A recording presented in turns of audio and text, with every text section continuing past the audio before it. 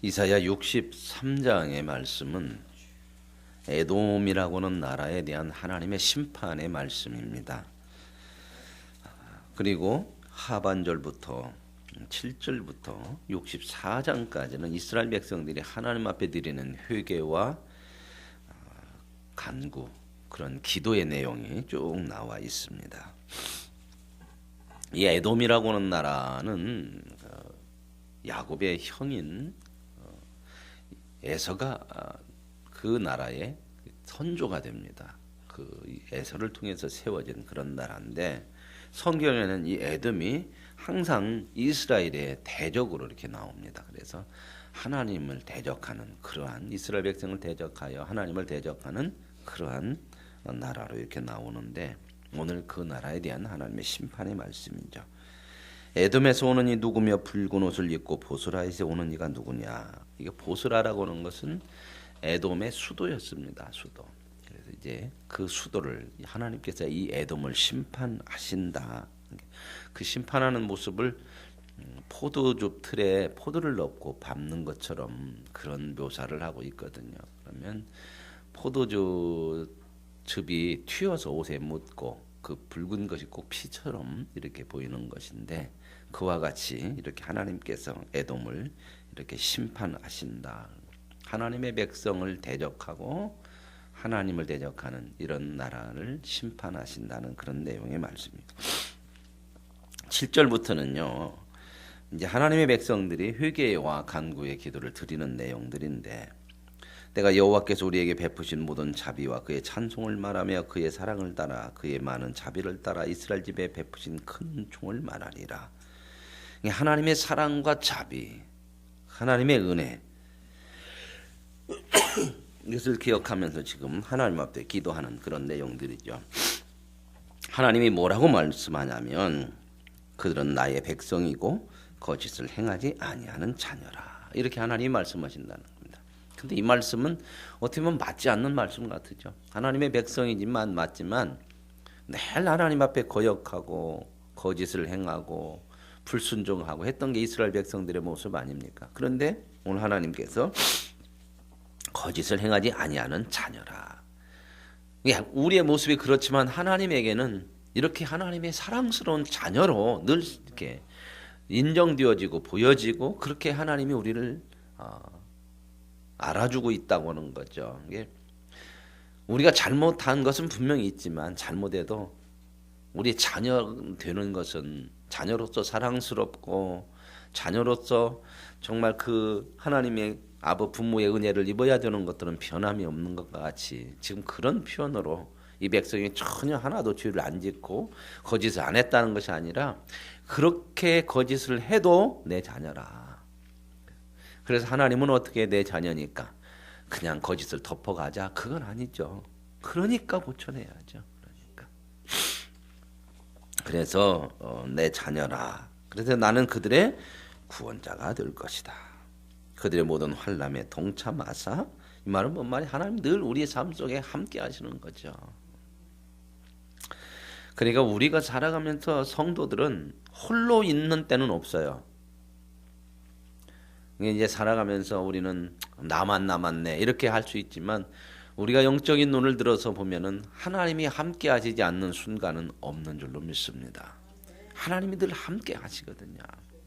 그 모든 환난에도 동참하시고 자기 앞에 사자로 하여금 그들을 구원하시며 그의 사랑과 그의 자비로 그들을 구원하시고.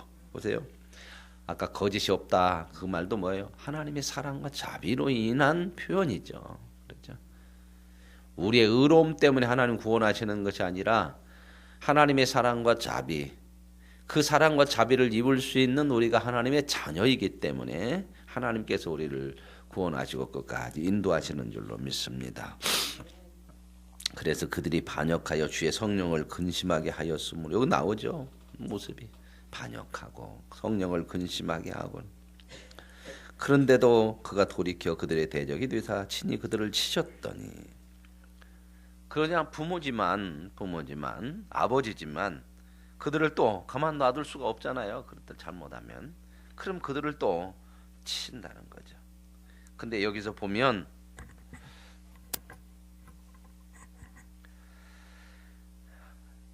그들의 대적이 돼서 누가 그들의 대적이 된다고 내게 나와요? 하나님이 친히 그들의 대적이 된세요. 하나님이 친히 그들의 대적이 되어서 친히 그들을 치셨다. 그러니까 모든 거 하시는 것이 누가 하신다? 하나님이 하신다고 하는 겁니다. 저와 여러분의 인생의 모든 삶을 하나님께서 주관하시고 하나님께서 인도하시고 간섭하시는 줄로 믿습니다. 이것을 깨닫고 살아야 되는 거거든요.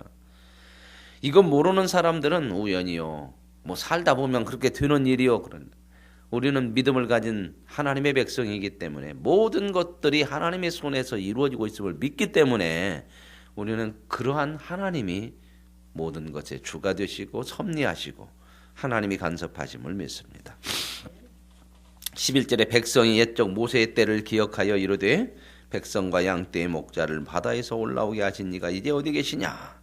그러면서 이제 하나님을 이제 기억하면서 하나님 앞에 간구하는 내용이죠. 백성과 양떼의 목자를 바다에서 올라오게 하신 이가 어디 계시냐. 뭘 생각나게 하세요? 어느 사건을 생각나게 하세요? 네? 출애굽에서요, 홍해에서 바다에서 이렇게 건져내고 하던 그런 때를 좀 기억하게 하죠. 또 어떤 모습을 또 여기엔 또 담겨져 있냐면 이 백성과 양떼의 목자가 누구예요? 출애굽할 때 백성과 양떼의 목자가 누구죠? 모세죠, 모세. 그리고 나왔잖아요. 모세의 때를 기억하여 백성과 양떼의 목자를 바다에서 올라오게 하시니. 모세의 이름이 뭔 뜻이에요? 물에서 건졌다고 하는 거죠. 그런 의미도 있어요. 말하자면 모세를 바다에서 건져낸 거예요. 모세를, 그 목자, 백성의 목자인 모세를 물에서 건져낸 거, 그런 의미도 있고, 출애굽 때 이스라엘 백성들, 모세를 통해서 이스라엘 백성들을 그 바다에서 이끌어내시는 거.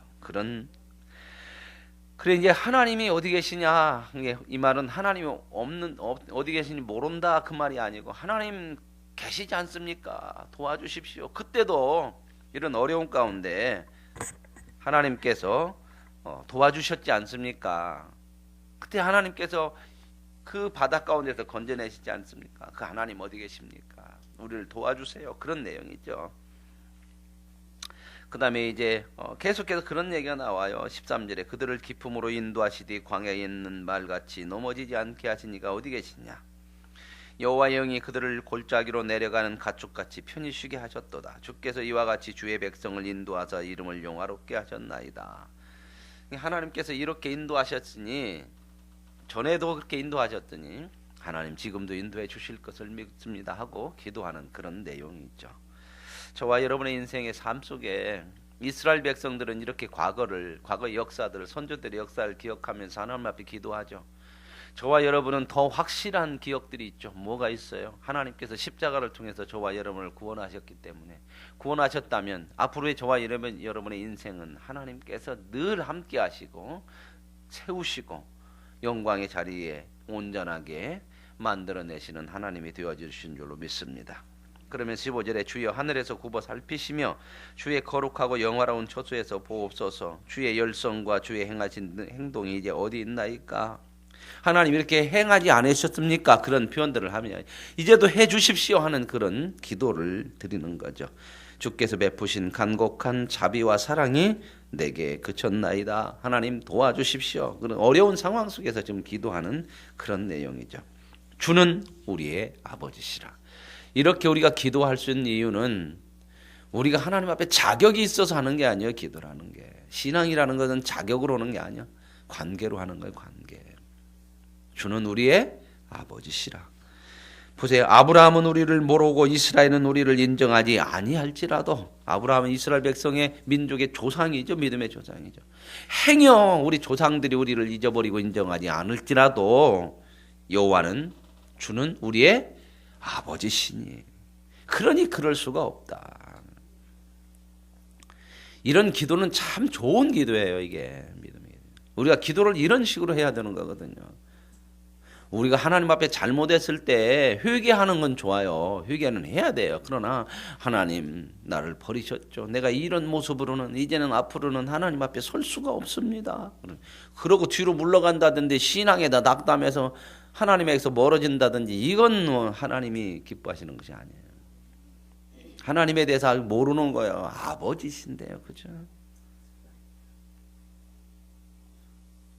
어떤 때가 더 마음이 하나님이 아프시겠어요? 잘못했다고 안 나오는 게 더 마음이 아프겠습니까? 아니면 잘못했어도 아버지, 그래도 아버지니까 이렇게 나와야 되겠습니까?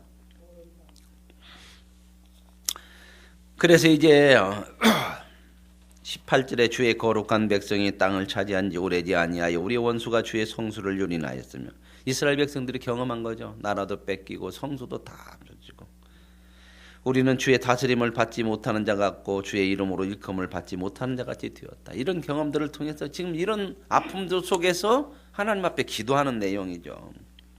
그래서 하나님, 여기 64장은 계속 이어지는 기도예요. 하늘을 가르고 강림하시고 주 앞에서 산들이 진동하기를 불이 섭을 사름같이 하나님께 강림하사, 3절에도 보면 강림하사 우리에게 함께하여 주시옵소서. 우리와 함께 하셔서 우리를 도와주옵소서. 그래서 4절에 그렇게 고백하죠. 주 위에는 자기를 낭망하는 자를 위하여 이런 일을 행하신 신을 옛부터 들은 적도 없고 귀로 들은 자도 없고 눈으로 본 자도 없다. 하나님밖에 없습니다.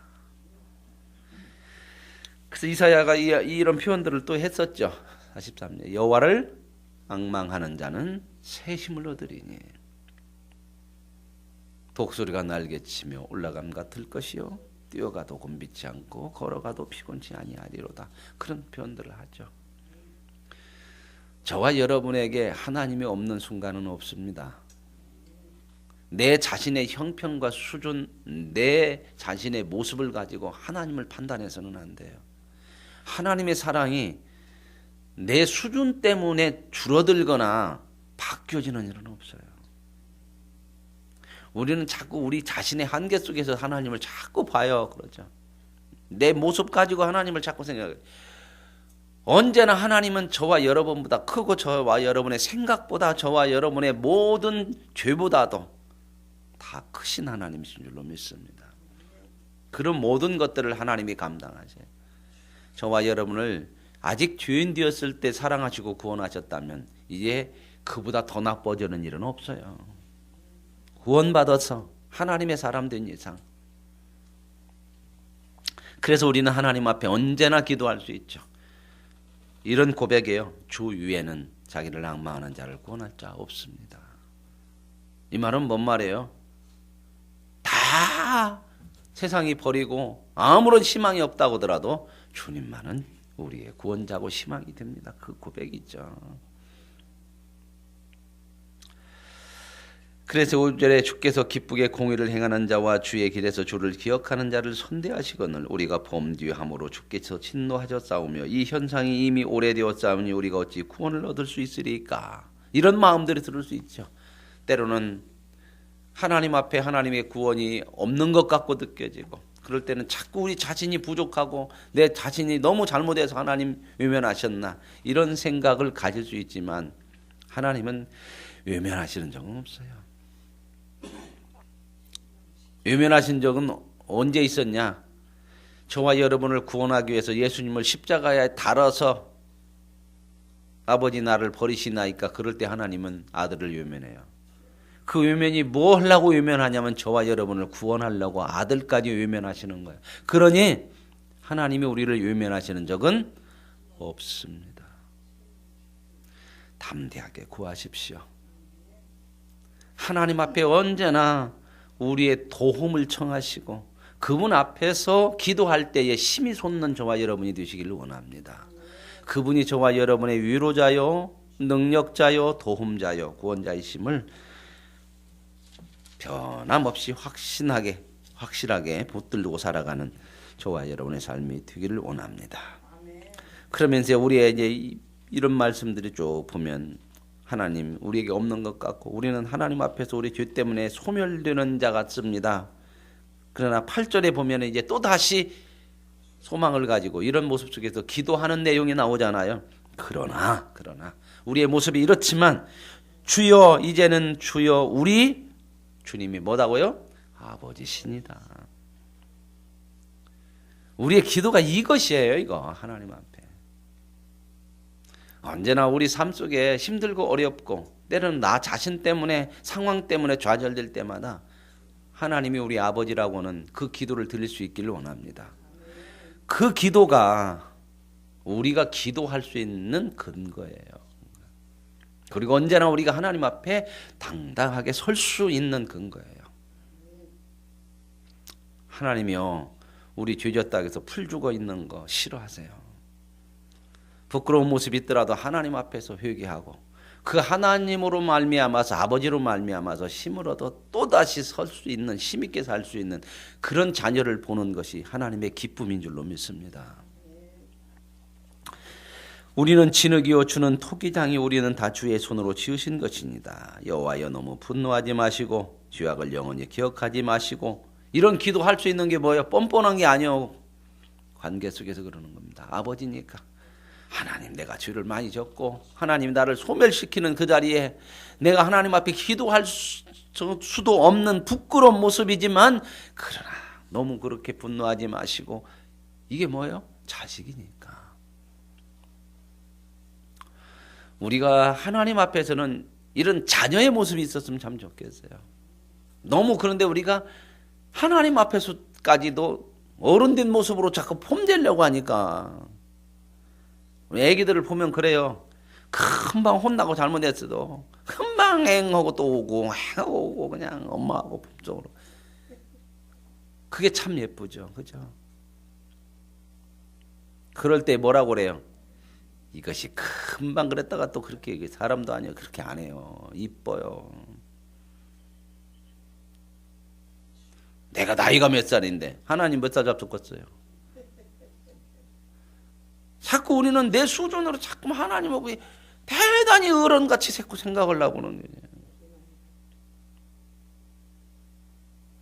하나님 앞에서 하나님의 자녀처럼, 어린아이처럼 늘 하나님 앞에 구하고 하나님을 가까이 하고.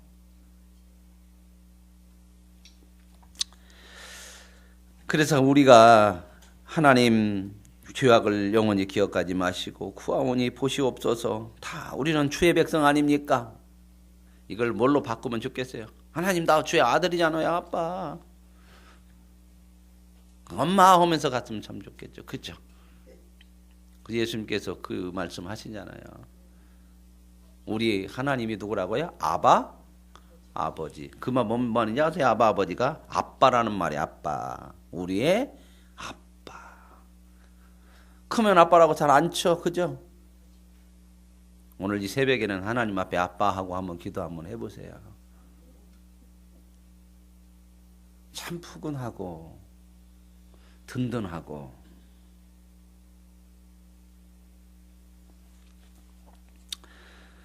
우리는 다 하나님의 자녀 아닙니까? 11절에 우리 조상들이 주를 찬송하던 우리의 거룩하고 아름다운 성전이 불이 탔고 우리가 그곳에서 즐거워하며 예배하던 것들이 다 황폐했는데, 여호와여, 일이 이러하거늘 주께서 아직도 가만히 계시려 하나이까? 주께서 아직도 잠잠하시고 우리에게 심한 괴로움을 받게 하시려나이까? 보세요. 담대하죠? 하나님 가만히 있으면 어떻게 돼요? 기도하세요. 그렇게 건방진 거 아닙니다. 그게 하나님에 대한 신뢰요. 그래서 우리는 하나님 앞에 구하잖아요.